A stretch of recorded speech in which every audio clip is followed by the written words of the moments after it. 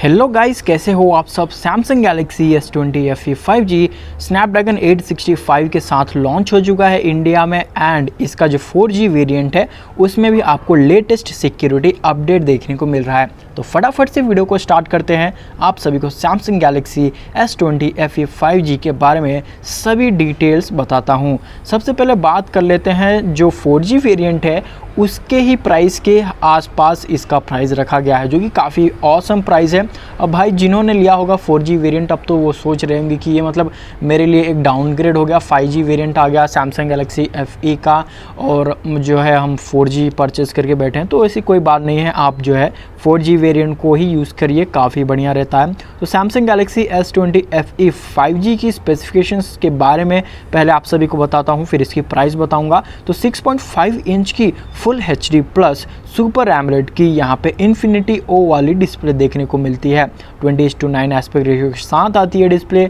120 hertz का refresh rate मिलता है स्मूथ परफॉर्मेंस के लिए एंड IP68 की रेटिंग भी मिलती है डस्ट एंड वाटर रेसिस्टेंट के लिए। सैमसंग गैलेक्सी S20 FE में आपको जो है क्वालकॉम स्नैपड्रैगन 865 देखने को मिलता है, जो कि काफ़ी अच्छा प्रोसेसर है। 8GB ऑफ रैम मिलेगी इसके साथ में एंड वहीं पे 128GB की जो है ऑनबोर्ड स्टोरेज देखने को मिल जाती है। आप एक्सपैंड भी कर सकते हैं स्टोरेज को 1 TB तक माइक्रो SD कार्ड लगा के। एंड जो 5G वेरिएंट है सैमसंग गैलेक्सी S20 FE वो same rear and front cameras के साथ आता है जो 4G वेरिएंट में देखने को मिलता है।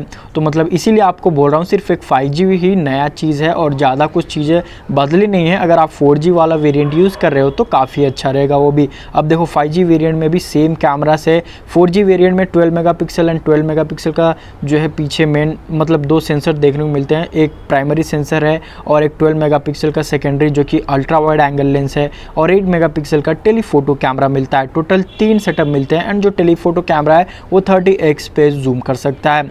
तो वहीं पे आपको फ्रंट में 32 मेगापिक्सल का कैमरा मिलता है जिससे आप सेल्फीज वगैरह कैप्चर कर सकते हो। तो यहाँ पे आपको 5G variant and 4G variant में दोनों में ही सेम चीज़ें मिलती हैं, मतलब कैमरा की बात कर रहा हूँ मैं। और नए 5G फ़ोन में आपको 4500 mAh की बैटरी देखने को मिल जाएगी जो कि सपोर्ट करती है वायरलेस चार्जिंग 2.0 को।